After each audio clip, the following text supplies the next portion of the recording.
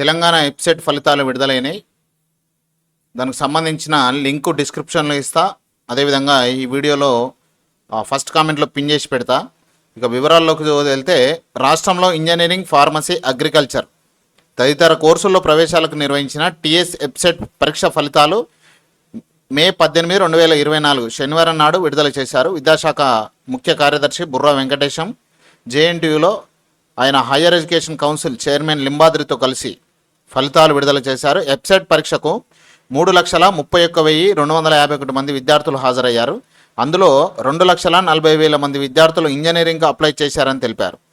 93,000 మంది విద్యార్థులు agriculture, pharmacy తదితర కోర్సులకు అప్లై చేశారని తెలిపారు.